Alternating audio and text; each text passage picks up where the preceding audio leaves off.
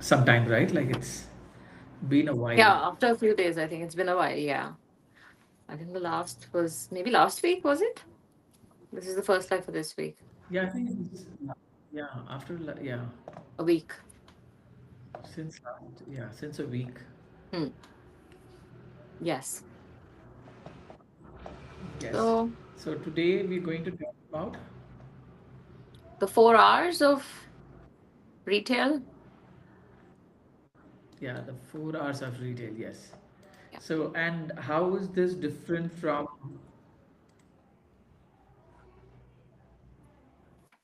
the four piece and why there is a 4 hour in retail? Are there some things that we need to discuss about? Yeah.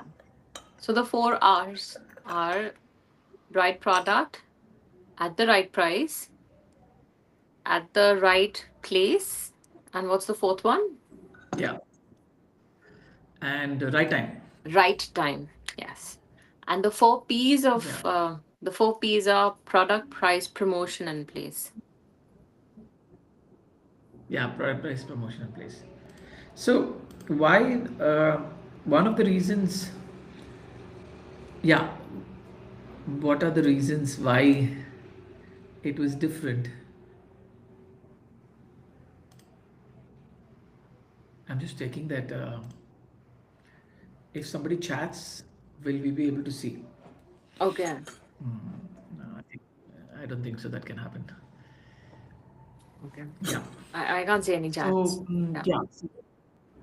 So one of the reasons, in my understanding, why this is different is because in retail, it is understood there are certain things that is very clear, which is different from, especially the fashion retail, and then which is very different from any other businesses because in retail there is a flexibility of changing your product every season. So you're not stuck to like just one product. Say for example, if a manufacturer makes paper, they cannot change. They bought the machines. They cannot change the, what they're selling, right? They cannot change what they're selling, and therefore, four piece is much more relevant because it's about product, price, uh, place, and promotion, right? Does it have place? Yeah, product, price, place, and Product, promotion, right? price, So promotion, then place. the Yeah. promotion is yeah. Marketing So related. then the place, the promotion becomes one of the things where where you can give discounts, where you how do you have to your channels and all of that. How do you have to promote? But in terms of retail, because we have that flexibility to change the product, so I think the promotion was taken out, and then and more emphasis, and then time was put in that. In retail, the understanding is that if you can launch something at the right time, so 4 hours of retail is product, price, time, and place. So which means that if you can launch something on at the right time, and if you can be flexible in changing your product, the assumption here is that that we can change the product, then you will be able to sell. So there is no need for, like in retail, actually promotion or a discount is like an error. You made a mistake in your purchase, therefore you have to give this discount. Ideally, like in the Six Sigma concept, the error is introduced. The error is not inherent. It is introduced by a human, it is introduced by a wrong process, it is introduced by an external factor. According to Six Sigma, if you're making something, it should be without error. The error is not a part of the product, it is introduced. Okay. So if Yeah. we stop introducing it, then there is no error. Same way, for a promotion is also something which is introduced. If we can have the right product selling at the right time, the classic example is that if you can just sell umbrellas when it's raining, you don't need to promote. People will come and buy the umbrellas because they badly need an umbrella because it's raining, right? So therefore, there was a switch. This is my understanding. I could be wrong. Yeah. Yeah. No, no, that's true. So I think does it go in a sequence? It does. Like you have to get the right product, you have to price it right, Right. Then once you have those in place, you have to launch it right. Um, so right which is the product, right right time. price, and right time. So when we are launching the product lines, And also, yeah, that is pertaining to the time. And then place is again the kind of store it sits in, the market, the audience that will come in, the target audience that will come and purchase it. Yeah, yeah, exactly. So another thing is that about the place is there when during the brick and mortar period before e-commerce had come, the place also played a very significant role. Its place is like a do or die, right? So if you, the only strategy only the only marketing strategy that was ever there is to find out the right store and put it in the right place, right? If the shop is in the right mall, right side of the street, right place where there's parking or whatever that is, if the shop is in the right place where it can automatically kind of like fetch that footfall to, so to speak, then automatically the store will do well. I mean, we've seen so many A plus stores. They are not A plus stores because we have the right merchandise. They are A plus stores because inherently it is there in a place where there is people, the right audience, the right customers are walking that way, and then they end up entering into the store. So also that is one of the reason that the promotion was taken away, and then the more yeah, emphasis was kept on, yeah, yeah. keep I it think at the like right when place you, and at the yeah, right time. yeah. And I think again, we haven't spoken yet about the kind of concepts of stores that are existent, because some concepts might be like those standalone where a customer doesn't mind traveling to, even if it's further away from the actual market. So there are certain Right. that brand is only available in a mall which is like 15 minutes away from, not 15 minutes, like 15 miles away. And people like go to those places, like certain shopping centers here in the UK. People travel for hours to get there because they know that this is what they will expect. But yeah, that all falls under concept, and that's the kind of place. When we say place, that's what we are like speaking of. That will it be on a high street? Is it going to be in a mall? And then even inside a mall, where does it sit? Yes. Is it on the first floor, ground floor?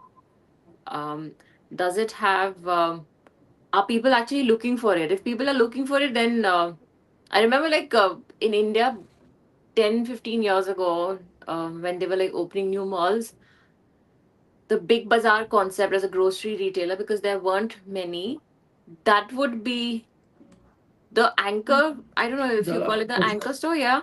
anchor and store. and Yeah, that's they there. would just put it in the basement. They wouldn't put it on a floor, so people would like make their way to the basement to especially shop from there, Right. because people were coming to the So mall specially for it. But then for it because it yeah, was but if you, I'm saying that if you have like a new startup brand and you put that in the basement, nobody's going to look for it. So then you can't have the same you can't put it in the same location, the same place as Big Bazaar. It's also dependent on the exactly kind of brand recall or audience, the service it's providing. All that also is dependent. So for a startup, you will probably put it right at the entrance, have a kiosk there, or so everybody walking in at least takes note of it. Yeah. So I think that maybe like that's that also that further explains, like understanding the concepts and kinds of stores also explains why place is important. And yeah, exactly, yeah. Yeah, so yeah, Big Bazaar was. I remember in Big Bazaar whenever they used to do the end of season sale, there has been situations where there was a stampede once.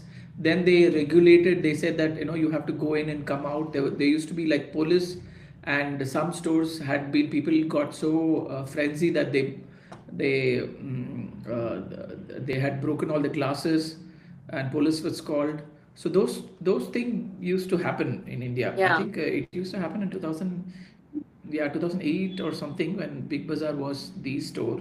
yeah, Yeah, so And because then, it had the potential to yeah, in so much people. put the footfall in, pull the footfall in, and not just footfall for for the store itself, but even like adjacent stores, the stores in the mall that it shared its space with. It would ensure that there would be footfall for all the stores. And I think there was another one. I think it was called Hypercity, right? In Bombay, which was a grocery store, Yeah, a little more premium. I, It I wasn't inside a mall, it looked yes, like a mall. It had like a few floors, it had yeah. cafes inside it. It It was was a a very, hypermart. yeah. And that on its own would just sit by itself. And then you knew that, I think it was it in Malad, suburbs of Bombay? Yeah, But it would pull in customers from all the areas around because it was one of its kind. There was nothing around. I think then they later on went on to. I saw another hypercity in Hyderabad. Again, um, like back then. I don't know if in it still next existed. to Madhapur. Yeah, yeah. I think maybe that was a little smaller store, but the first one that they opened in Bombay was huge, and I remember it would get like celebrities and local people, like everybody would go in there to shop, and it looked like a mall. So That's I true. think people Is were. Hypercity there now? I'm not sure. Is it there? I don't I know. used to love that store. I liked it. I remember, like as a student, I think it was Yeah, nice having yeah. that I don't accessibility. know. It's there. It's 20 years ago. So, Hmm. yeah, 20 years ago, I think they opened the first one in Bombay, but there was one in Hyderabad, the other one that I saw. I don't know if it went on to open in other cities. And Future Group has acquired the Hypercity, it Hypercity? seems, from Raheja Group, from Shoppers Stop, no? It is owned by Raheja Group, and then Yeah, the because it site was itself right is not next to their opening. offices. Yeah. So, see, that was a very bold move because they just opened Hypercity right next to the Shopper Stop office. If you remember, The on first that, one the first one in Bombay. on Yeah, but I think Malad, yes, they knew Malad. that what they were doing, they put in so much money, they knew that it's going to draw all the people in, and it did. So it had like parking, you just drive to the place and you spend your hours shopping. And I think it had everything, like right from grocery, of course, like cafes. And if I remember correctly, it also had electronics and furniture. Did it have that? I think it Yes, was yes, like, it has electronics. I remember buying my mobile yeah, phone in Hypercity. yeah, yeah. So I Mm. think on the first floor they had everything. So It is because, there. It's there. Mm. yeah, okay. So that's what I Yes. remember. Like that was a different kind of store. And again, like in that case, I don't think it just created the place. So it wasn't that putting the store into the right place, but they knew that this is such a unique concept that it's going to make the place right, work for it, which it did. Yeah. But Snigdha, sometimes what happens is this is what I've seen the trend in food retail. I've seen if there is any unique concept and that draws without any specific elements of the 4 hours, then what happens is when it's new, people come. They want to see, they want to experience this word of mouth and all of that. But then what happens is that when somebody else has another unique concept, everybody goes from here to the next store. I think that's what also happened to Hypercity because they have only on the internet. I just checked; they have only 20 shops for the crowd that it pulled.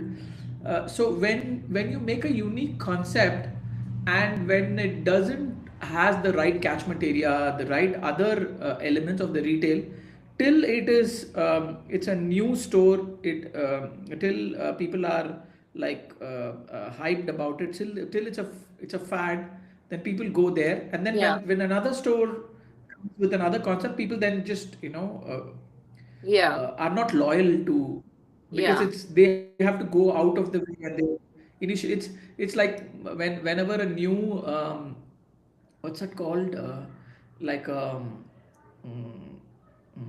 like a theme park, whenever a new theme park comes to the city, everybody's excited because they want to check out the new rides and all of that. But as it gets older, then people kind of fizzle out because they want to go to Yeah. the next Yeah. new that is there Yeah. in the Yeah. country. I think So in terms I've of seen a yeah. lot of. Yeah. Mhm. Yeah. No, no, I'm saying that now when I think of it in terms of place, I think it was right next to a shopper stop, which already was known and had people. And it wasn't in the middle of nowhere. It was bang in the middle of a residential area and a very busy road that you would take Yes. to come into South Bombay. You would be passing through that road. So maybe in terms of demographics, yes, I think it knew what it was doing. And because Shopper Stop was already pulling that audience in, they thought we will sell to them, we will sell to the Yes. demographics around, That and then was it an ace too. Yes, yes, that was yeah. the right And I think location. there was a movie hall that was again like a little further away on that road, like a cineplex, like a multiplex on that road. I think I don't know how what it looks like now. That road I'm sure is like a retail road. Yeah, full of restaurants and The road will look smaller than what you would yeah, have thought yeah, at yeah. It wasn't in what you'll be Malad, it imagining was in a your head. Goregaon, I think. Goregaon. Like it was just coming up, upcoming. Yes, yes, it is. Yeah, You have to Goregaon. get down in Malad. It is closer to the Malad station. Closer to the Malad station, but then I think it was the same. It looked exactly same like Shopper Stop with the parking in the basement. So if you drive to the place, you park your car, pick up your grocery, pick up whatever you needed. Yeah, it was back then. It was quite a new concept, but yes, demographic. Yeah, I think it place it. Yeah, it was probably the right place with an already Yeah, it was. traveling. Yeah, conscious move on that part. So you're saying there are 20 new stores It now. was the right place. It is written that they have 20 new stores, but it's been bought by Futures Group also. So I have my doubts if it's been bought by Future Group. Anything the Future Group has touched in the last Is it 20 years, 20, 30 years, everything has bit the dust. So I don't know. I really do not know what will so be the fate Future of Hyper Groups City. had Whether they've already shut down or so Future Group had what? pantaloons. Was it pantaloons with them? Future Group had Big Bazaar. Big They shut Bazaar. Big Bazaar down, no? They shot Big Bazaar. Pantaloons, they had pantaloons, they Pantaloons had and Big Bazaar, Big yeah. Bazaar, they had like a couple of like really nice brands at that time, like like really popular brands. They had like youngster brands. They had I know that Pantaloons had its own Newport or private something. labels. Okay, yeah, probably. Okay. So they have bought it because Pantaloons, they sold pantaloons to Madura. No, not Madura. They sold it to Mahindra, the that group. yeah, because if I think if Madura. Yeah, yeah, Pantaloons. I think back then I think I mentioned this on a previous session also that there was that 100% foreign direct investment wasn't allowed back then. And then Uh-huh. I think in a couple of years they opened it, and then all the international brands, which were like they came into the country. So I think they would have given competition to the local Indian brands because Yeah, initially I think it wasn't there, but and nobody then would it have was ever thought that. yeah. These were big brands, and I remember like when new malls were opening, Big Bazaar and Pantaloons would be the stores. They would always be Right. together. Yeah. Exactly. Yeah. So that's place. Product, I think we've spoken a lot about Hmm. product, like the product assortment. How do you think of the gaps, the kind of market research you need to do? I think and even pricing, we've spoken of why is it important. Because you could have a product, either you could entirely miss out on a product range, or you could get a product range and send it to the wrong place or price it incorrectly where the customers just don't want to buy it. If you buy sweaters and you send it to the south of India, you know that that's not going to work. That will not sell. Or if you buy Right. sweaters and you send it to the northern part of the country, but you send it in the summer, in August. So, you know, you will not Hmm. sell anything for those first 3 months. So, I think that becomes an Yeah. example of, Yeah, all of that is the temperature has to be really seen. Like, see, India, it's so obvious, but what happened is that in this is something that in Dubai, what happened is that we had. I mean, I was working for Splash, and they had stores everywhere. They had stores in Qatar. They had stores in mm, uh, uh, uh, what's it called? I keep forgetting the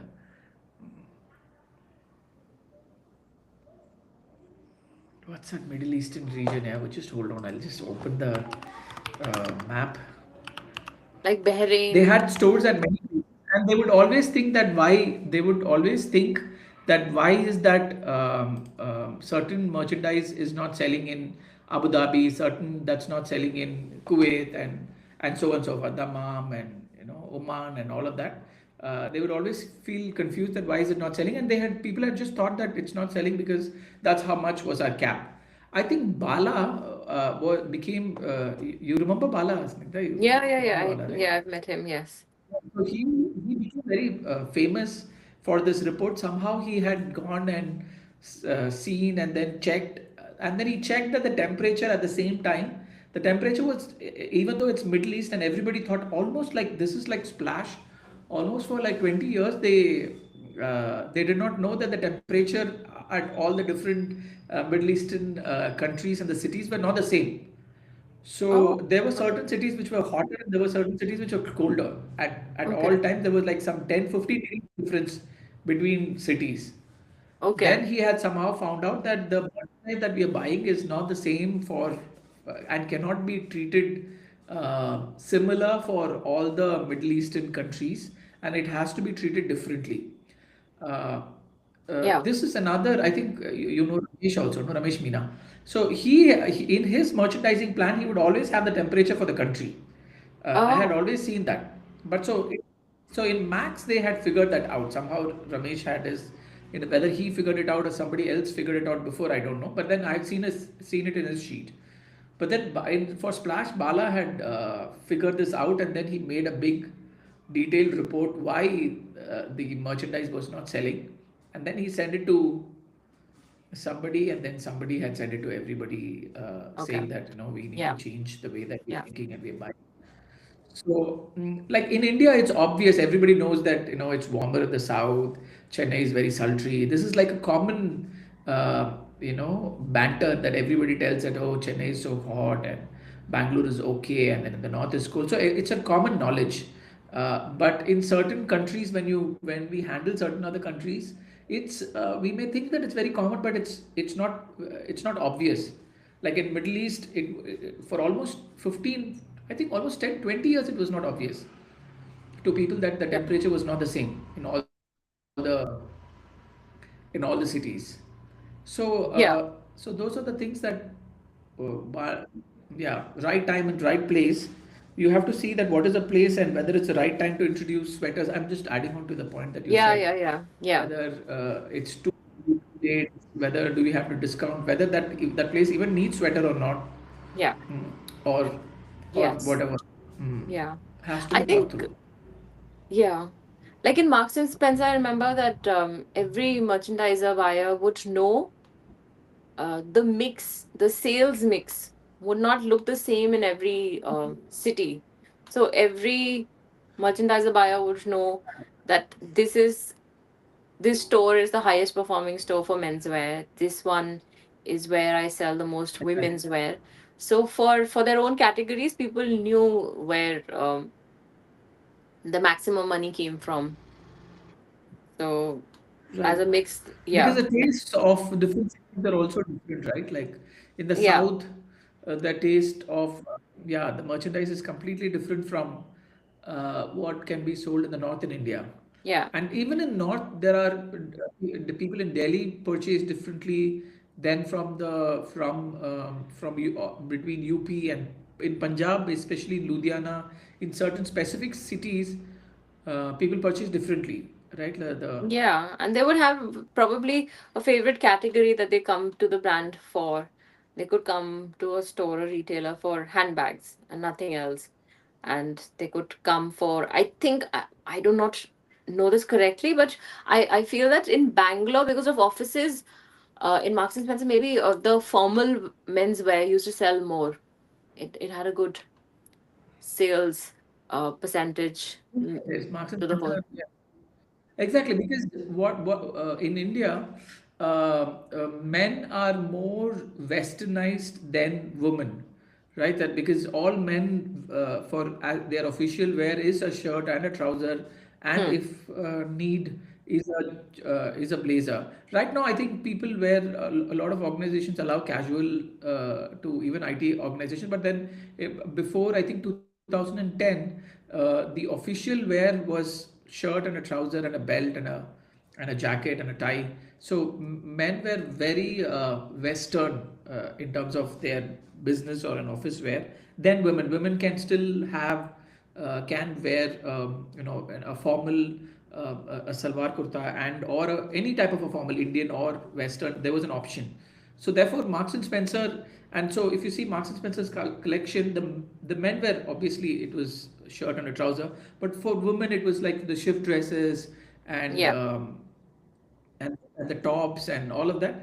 That was not considered as formal wear for all women for all sections. Yeah. Yeah. Therefore, Right. menswear did really well because it was the right product for India, and it Yeah. is affordable also. When it was collaborated with Yeah. Reliance, it became affordable for them. Yeah. So I think yes, that's also different from place to place. And certain categories might have the same percentage, like lingerie being like a very basic product category, like a necessity kind of a thing that you people will buy. So I think the product mix across the regions would be similar, maybe a percentage here or there. That another reason I remember you telling this before also that West Side kind of mastered the formal wear for women's, right? So they I mean you can go and purchase anything from West Side and wear it to the office, right? So Yeah, they kind of mastered the formal wear for women's. Um, so because the yeah, women's formal wear is a very mixed uh, bunch. So yeah, that's also the right place. You have to find out what place you're trading with. yeah. So I think that's what, like, as a buyer, like when you're like buying, or in some brands, like they've already done a collection, and then you just go with your numbers, and you know that this is the number against which you're buying. What you do is you put all your products, you select your assortment, but you also put in, like, if there is no price indication, you do put a, like, put a price indication of, like, this is what you will sell as. And in that moment when you're selecting your product, this is like at stage one, you will have some idea of, if you have like 20 stores, are you sending it to all 20 stores? I think that decision making also happens at that point, initial planning stage Right. one. But if it's a new store, then everything, I think we did speak about it. Like, you do the research and you see what's the right market, where to send it, who's your target audience, what are you competing with. I think that kind Right. of research for a startup has to be done. And then you come up with options that this is where it needs to open. I think then, yeah, I Yeah. think opening a store, then like other things play. How expensive is it to run that store? Because here in the UK, we had a Blue Water Mall, and that was like, we had a flagship store there, which is like away from the city, like away from London, and you had to take a train or you drive to the place. But it was like a massive mall with everything that you could need. But that was one of our most expensive stores. It, yes, it was a flagship store, but just the rentals were extremely high. So the store always had this pressure of performing a lot more pressure than the rest of the stores. So yeah, even like that, and in retrospect, I think the company felt that maybe the rentals were too steep or too high. Maybe something else should have been negotiated, or a smaller place should have been taken. Like, it was too big a place to fill up with lingerie. So they could have gotten away with only half a size of the store. So those are decisions, like real decisions that you're making when you're selecting a place. And when you're selecting the merchandise, you are ensuring that you're sending it to the Right. right place. Yeah, and then what is the fourth one is right time, like we said. So you can't launch your winter Right time. Yeah. wear outdoor late in the season. So, or if it's over here in the UK, it is go back to school as a concept. So back to school is once. 1 year, school year ends, you have a summer holiday, and then the entire summer holiday you will have a collection of back to school where they're still selling uniforms, because if you don't capture that correctly, then you miss out on sales. So people don't probably walk into Exactly at that time, stores, yeah. yeah, looking for school uniform, but if they find something while they're shopping for other things, they will pick it up. And then yes, the last couple of weeks are very cramped and very busy. So if you don't need school uniforms, like, people don't go into stores because that's how crazy it becomes. Shoes, children are always growing, so you know that every year you will be selling something new to them. So that timing has That's to be true. right. I think back to school Yeah. has become very popular in India too. India too. But I remember, like, in India there were Yes, specific yes. stores that you went to. Here, because some of them are very basic and it doesn't carry like at least the public schools don't carry a logo all the time.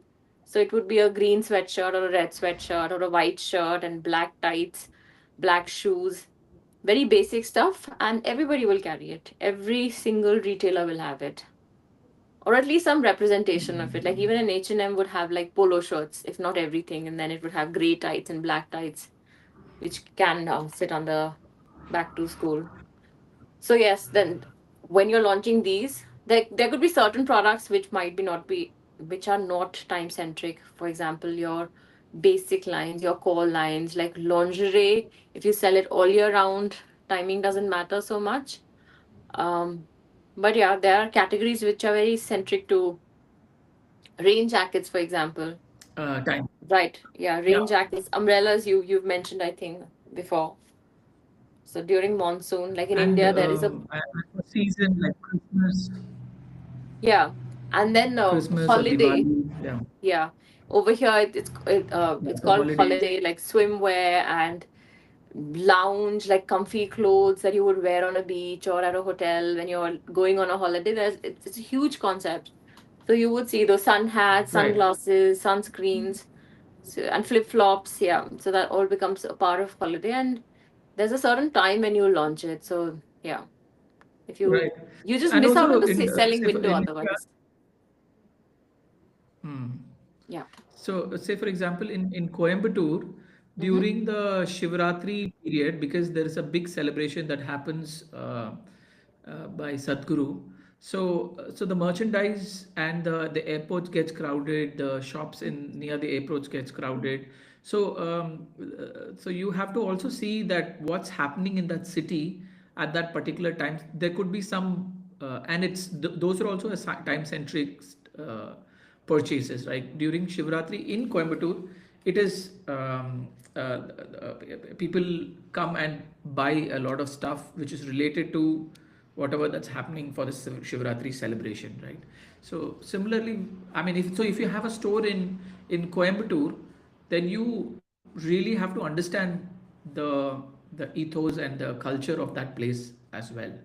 So yeah, so those also has to be understood. So and if we can capture that, because these are all time centric things. So if they can capture, then they can make a sale, or they can correct any sales target that they've missed.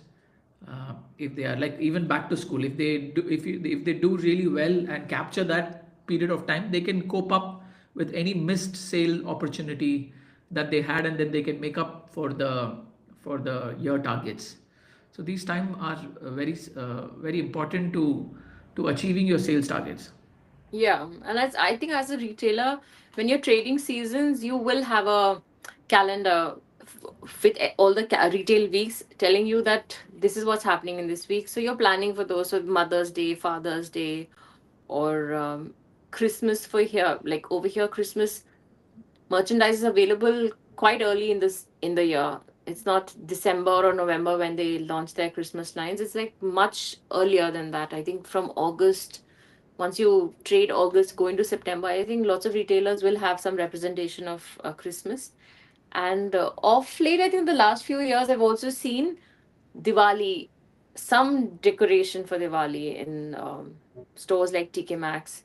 Though I think it's made in India, but you do get that. Like local retailers, which are where you can find Indian stuff. Yes, of course, they will stock it, but even like other retailers, they're capitalizing on.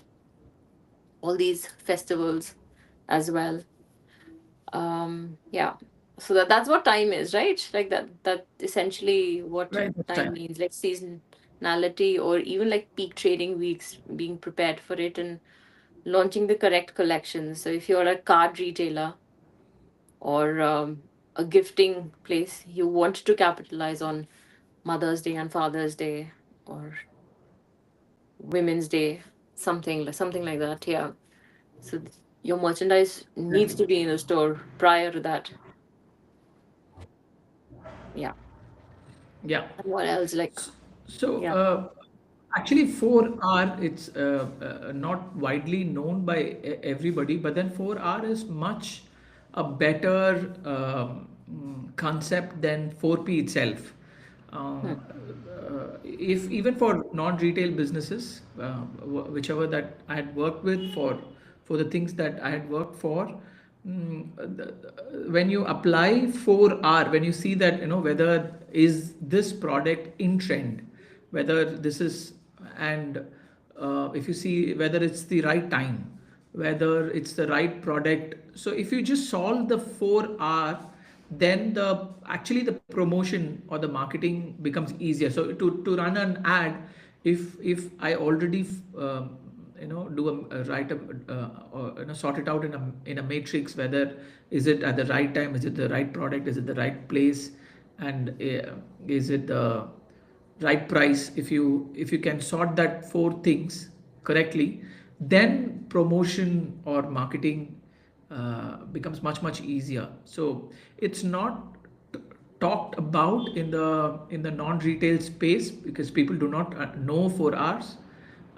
but they are very essential. There are it's an so if you sort it out, say for example, right now AI is happening, right? So if you put any ad on AI, the AI ad will work much better than a non-AI ad. Say for example, if you say Hmm. that I have a like an email product, a SaaS, a software product, an email like a Gmail with or just Gmail, advertising on Gmail and saying that hey, there is an AI facility with Gmail, and Gmail and AI Gmail, the AI Gmail will do well because right now is a time for AI. So even for non-retail brands, if they can understand the timing of what's happening at that time, and then they can be flexible and they can make changes, then they will do much better than just saying that okay, let's give a discount or let's do the promotion or let's spend more on marketing and stuff like that. So this 4R is actually, in my experience, I had found it much more reliable and much more a deeper concept for business than any concept, any other business concept. So, yeah, Yeah, I think like, and once you like start trading the season, you also have that understanding. You don't have to, you know what to predict, you know how to work around it. You have all the inputs for your decision making and creating a strategy around product, price. Once you get the place right, that's true. then it's more about like executing, launching the product on time, ensuring that it's delivered on time, it's inverted on time, just keeping track of that. So then it becomes like part of your everyday trade. Like once you're trading the season, it becomes a part of that. But yeah, to begin with, like for a startup also, this is like a good way to look into yeah, creating a product line and where to retail it, when to retail it. Yeah. Yeah. I That's think true. Yeah, I think like we've like probably spoken about this in bits and pieces in our previous sessions as well, but not in this Yeah, way. yeah. Okay. Now it just sits under this umbrella of From a different angle. yeah, yeah, yeah. I think That's true. yeah. Do you have anything else So I to add? Like think I'm thinking, like, is there? I think we've covered mostly. about it. Yeah, Yeah, yeah, yeah. We covered. Yeah. So we'll close it here and then we'll come on a another topic. I think we pulled in many topics. We can pick up another topic and we can talk before we do that Excel sheet and Okay. so forth. Yeah. Yes. Yeah. All right. Cool. Bye bye. Okay. Yeah. All right. Bye bye.